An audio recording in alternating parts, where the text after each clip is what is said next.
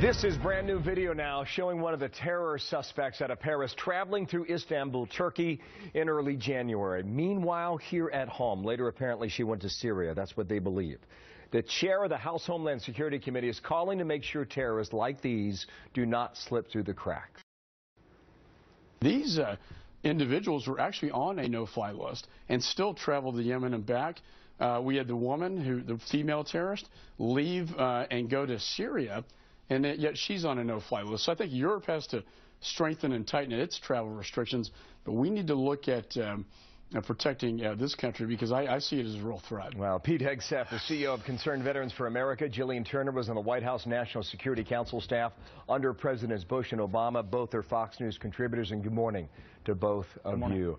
Pete, let's start with you. You're on a no-fly list. Nobody catches you. You are free to come and go as you like. And that is where France got in trouble. That's exactly right. I mean, our no-fly list doesn't necessarily apply to them or the continent of Europe. So, and ours is much more extensive than most, nearly 50,000 total names, at least at this point, on our no-fly list. The borders are very porous in Europe. After the European Union, you can come and go as you please without as much oversight as you would think. And once you're in Turkey, you're free. You're pretty much free to go wherever you'd like. That border between Istanbul and Syria and elsewhere is wide open. So in this case, if Europe is going to look at this threat and dissect it properly, they're going to have to look at restrictions not just in the air but by ground, and the ability to travel all the way from Paris to Istanbul and then enter into the rest of the world through other pipelines. But the chairman is correct. We've got to focus on here at home. We just have the great advantage of these massive oceans on either side, where a no-fly list is a great first barrier for us. But of course, borders north and south remain precarious. It's stunning video that a lot of people in France, Jillian, once they look at this, are going to be frankly ticked off about it. The other big point McCaul made is that all of this is driven mainly by intelligence. And if the intel is not there, if the intel's not working, things like this can get through. That's exactly right, Bill. And he was correct to point that out. You know, U.S.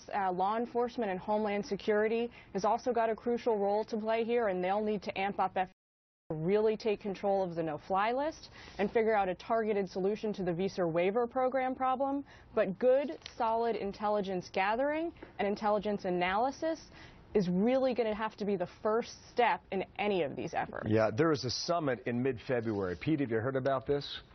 Yes. February 18th, it was announced today, rather yesterday on Sunday, to thwart violent extremism. Well, now, they could start by calling it... What's your expectation from something like that? Well, my expectation is that we could reassert ourselves as the leader of the free world. We could call it violent Islamic extremism to start and reassert ourselves. Right now, it looks like Bibi Netanyahu is, and rightfully so, the leader of the free world, standing in the front of that rally and leading this conversation.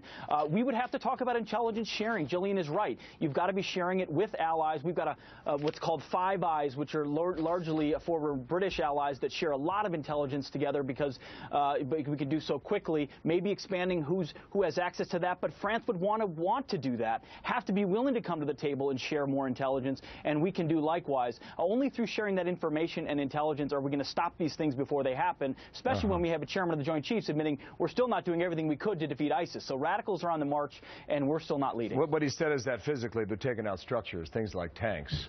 But sure. Then he went on to refer to, you know, the movement has to collapse from within, and good luck, keep waiting on that. The Violent Extremism Summit, Jillian, what do you make of that? You know, this summit, this conference, much like the rally yesterday, is all good and positive, and it's important for the national psyche, both here at home and abroad.